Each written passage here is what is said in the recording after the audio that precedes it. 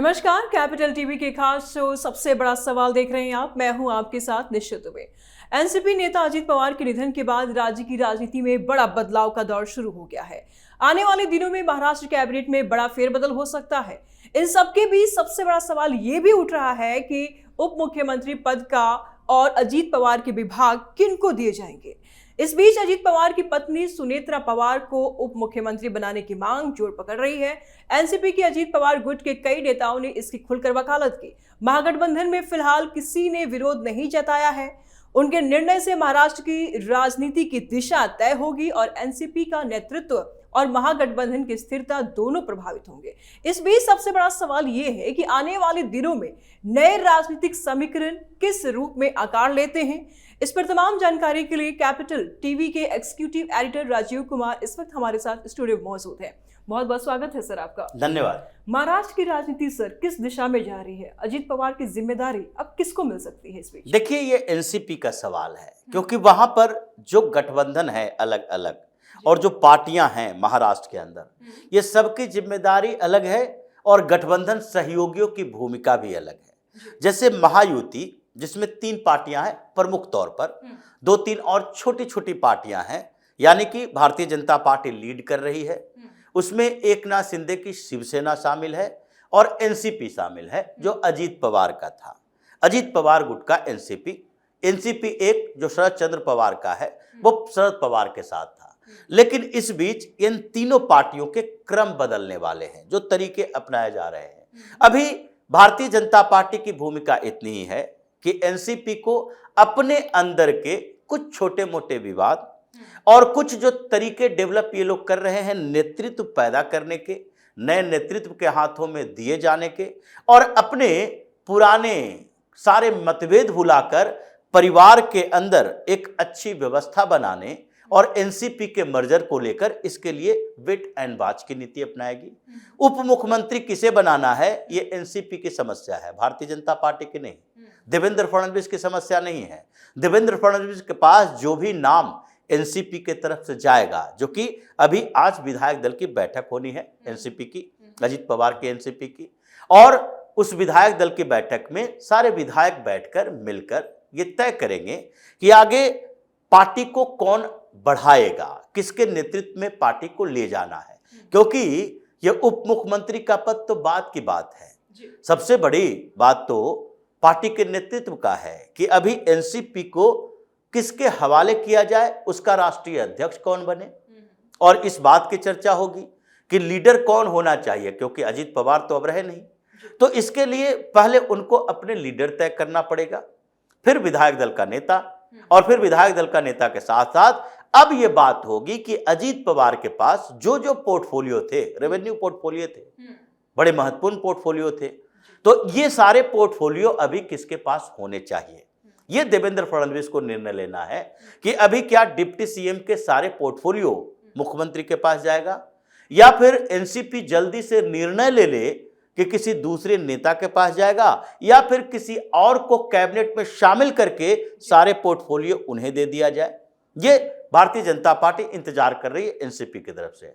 अब एनसीपी की समस्या क्या है कि अभी ये 2 रास्ते पर चल रहे हैं, अजीत पवार के घर परिवार और शरद पवार के परिवार, और अजीत पवार की पार्टी, शरद पवार की पार्टी। इन दोनों पार्टियों के बीच अभी एक समझौता चल रहा था पिछले 1 महीनों से। अजीत पवार शरद पवार के बीच नजदीकियां बढ़ रही थी और जो स्थानीय निकाय चुनाव हुए, जिसमें बीएमसी का भी चुनाव था, पुणे नगर निगम का, नगर पालिका का, लातूर से लेकर हर जगह के 29 नगर पालिकाओं का, महानगर पालिकाओं का चुनाव हुआ, और उसमें एनसीपी का दोनों धड़ा यानी शरद पवार और अजीत पवार, ये पुणे के रीजन में जहां पर इनका ठीक ठाक आधार हुआ करता था, इन जगहों पर इन दोनों ने साथ में चुनाव लड़ा। हालांकि चुनाव हार गए।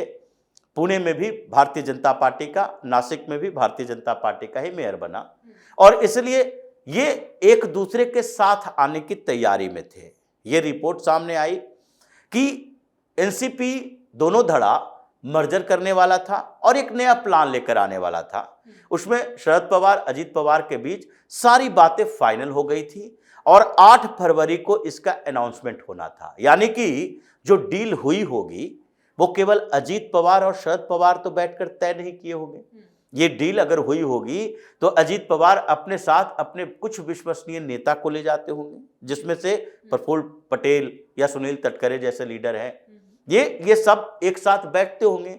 फिर शरद पवार भी सुप्रिया सुले या फिर कुछ और दूसरे पार्टी के जो वरिष्ठ नेता हैं उनके साथ बैठते होंगे। दोनों के बीच बातचीत भी हुई होगी, तभी तो 8 फरवरी का डेट तय किया गया था कि नहीं 8 फरवरी को ये मर्जर किया जाएगा। और मर्जर के बाद प्लानिंग क्या थी, क्योंकि मर्जर के बाद प्लानिंग पर ये जितने जो हंगामे किए जा रहे हैं और जो स्पेकुलेशन है उसके बीच में लगभग डिसीजन यही हो रहा था कि अजीत पवार का खेमा कभी ये मंजूर नहीं करता कि हम अपोजिशन में बैठेंगे, क्योंकि उनके मंत्री हैं अभी मंत्रिमंडल में। अभी भी इसकी चर्चा हो रही है कि डिप्टी सीएम का पद चाहिए, ये चर्चा नहीं हो रही कि सरकार से बाहर निकलेंगे। तो इसलिए उनके गुट के जितने नेता हैं इन लोगों की मांग थी कि अगर मर्जर होता है तो हम तो मर्जर के बाद भी एनडीए में रहेंगे, क्योंकि पार्टी का विभाजन ही इसी आधार पर हुआ था कि हम सरकार का हिस्सा बनना चाहते हैं। तो जब पार्टी का विभाजन उस आधार पर हुआ तो फिर हम इतना जल्दी हार कैसे मान सकते हैं। अभी हमें लंबा इंतजार करना पड़ेगा। महाराष्ट्र में विधानसभा का चुनाव भी अभी नहीं है, लोकसभा का चुनाव भी नहीं है। 2029 तक हमें इंतजार करना पड़ेगा। हम विपक्ष में बैठ के करेंगे क्या संगठन मजबूत हो जाएगी, पार्टी मजबूत हो जाएगी। और अभी जिस तरीके से भारतीय जनता पार्टी महाराष्ट्र में बढ़ रही है कि ये महानगर पालिका चुनाव में भी 29 जगहों में से 24 से ज्यादा मेयर अकेले उसने बनाया है, सबसे बड़ी पार्टी के तौर पर उभरी है। हम अपने क्षेत्र भी नहीं बचा पाए तो ऐसे में भारतीय जनता पार्टी से दूर होकर हमें क्या फायदा मिलेगा। तो ये मर्जर प्लान चल रहा था, उसमें शरद पवार फिर नेतृत्व करेंगे एनसीपी का। दोनों अगर एक हो जाता है तो ये तो कोई दूसरा किसी और के लिए चांस ही नहीं है। लेकिन उसके बाद दिल्ली की राजनीति में कौन होगा, स्टेट पॉलिटिक्स में कौन होगा। जैसे एनसीपी में पहले हुआ करता था कि पहले शरद पवार ने मान लिया था कि वो मुख्यमंत्री रह चुके हैं महाराष्ट्र की, अब वो केंद्र की राजनीति करेंगे, तो इसलिए केंद्र में उनकी भूमिका होती थी। यूपीए 1 यूपीए 2 में सरकार में मंत्री रहे, वो यूपीए के कोऑर्डिनेटर हुआ करते थे। तो दिल्ली की राजनीति वो करते रहे और स्टेट की पॉलिटिक्स करने की जिम्मेदारी अजीत पवार को दे दी कि आप संगठन संभालो। स्टेट में अगर सरकार बनती है, यानी पिछली बार जब कांग्रेस की सरकार बनी थी तो भी वो डिप्टी सीएम थे, और इस बार भी जब उन्होंने पार्टी अलग किया तो भी डिप्टी सीएम बने। तो ये एनसीपी में फिर से हो सकता है कि शरद पवार गार्जियन की तरह पार्टी को लीड करें और उसके बाद सुप्रिया सुले जो उनकी बेटी है, जो अभी भी केंद्र की राजनीति करती है, सांसद है, वो कैबिनेट में शामिल हो, मोदी कैबिनेट में वो मंत्री बनाए जाए।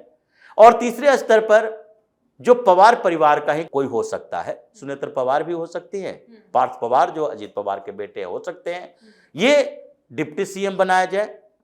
और उसके बाद रोहित पवार जो अजीत पवार के साथ नहीं शरद पवार के साथ है, अजीत पवार के वो भतीजे लगते हैं, रोहित पवार वो भी कैबिनेट में शामिल हो, क्योंकि अभी वो शरद पवार के साथ हैं।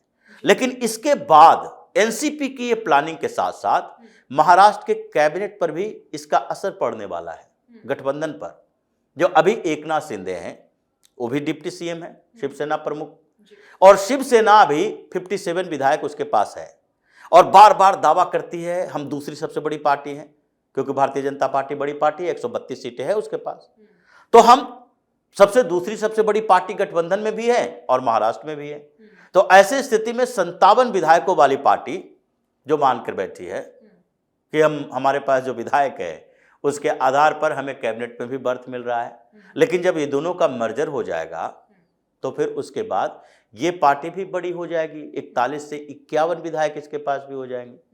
और ऐसी स्थिति में शरद पवार अजीत पवार का जो गुट मिलेगा तो ये अपने लिए मंत्रिमंडल में ज्यादा जगह की मांग करेंगे, संख्या बढ़ जाएगी।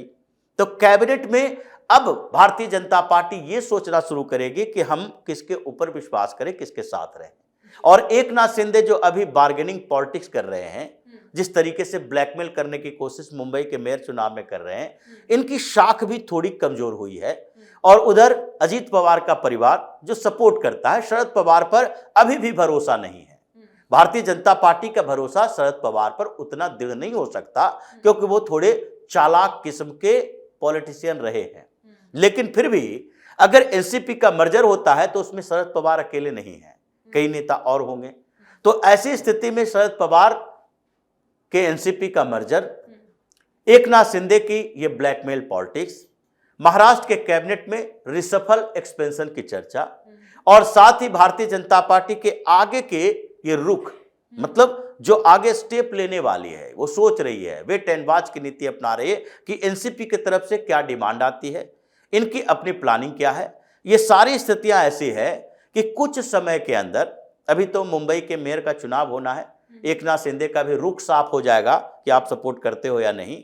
और इस बीच एनसीपी में ये जो अभी चल रही है, अभी सब शोक में है, मीटिंग तो होगी, पॉलिटिकल चर्चाएं भी होगी, लेकिन सारी प्लानिंग 2-4-10 दिन के बाद ही किसी तरीके से इम्प्लीमेंट हो पाएगी। अजीत पवार की वाइफ के यहाँ पर नाम सामने आ रहा है कि उनको डिप्टी सीएम बना दिया जाए। जितने मजबूती से इन्होंने एनसीपी को संभाला था, क्या इनकी पत्नी संभालेंगी? बिल्कुल संभालेगी, इसमें कोई दो राय नहीं है। ऐसा नहीं है कि सुनेत्र पवार के पास संगठन में वैसा संगठन को मजबूत बनाए रखने की क्षमता नहीं है। ये सुनेत्र पवार काफी समय से राजनीति में हैं, और पार्टी को संभालने का मतलब जनता के लिए पॉपुलर होना नहीं होता। पार्टी संभालने का मतलब संगठन की क्षमता होती है, और जनता में आपको वोट लेने वाले नेता, यानी कि वो एक बेहतर स्टार प्रचारक के तौर पर होंगे, वो कोई और नेता भी हो सकता है। इसलिए स्थितियां अभी एनसीपी की अलग अलग है। हो सकता है कि मर्जर हो ही जाए, तो ऐसी स्थिति में सुनेत्र पवार को संगठन में एक मजबूत नेता के तौर पर उभरने का मौका मिलेगा, और शरद पवार कुछ समय तक अपना दिशा निर्देश देंगे, और उसके साथ ही सुप्रिया सुले भी साथ में रहेगी, क्योंकि लंबे समय से राजनीति में है। तो पवार परिवार अगर एक होता है तो आगे एनसीपी एक बड़ी ताकत बनकर महाराष्ट्र में उभर सकती है, और एनडीए के सहयोग से रहेगी, इस गठबंधन में रहेगी। तो इसका मतलब है भारतीय जनता पार्टी और एनसीपी अगर आगे आने वाले कुछ समय में ठीक ठाक रहा संबंध, तो अगले चुनाव यानी 2029 में स्टेट असेंबली में भी और फिर लोकसभा के चुनाव में भी एनडीए को इसका फायदा दिखाई पड़ेगा। जी, बहुत बहुत शुक्रिया सर आपका इन तमाम जानकारी। धन्यवाद। तो अजीत पवार के निधन से महाराष्ट्र की सियासत में एक युग का अंत माना जा रहा है। उनके जाने से एनसीपी और महायुति दोनों को मजबूत संतुलन बनाए रखने की चुनौती का सामना करना पड़ रहा है। स्थिति पर सभी की निगाहें टिकी हुई है कि आगे क्या राजनीतिक समीकरण बनते हैं, आने वाले वक्त ही बताएगा। फिलहाल कैपिटल टीवी के खास खबर में इतना ही। आगे की अपडेट के लिए देखते रहिए कैपिटल टीवी। नमस्कार।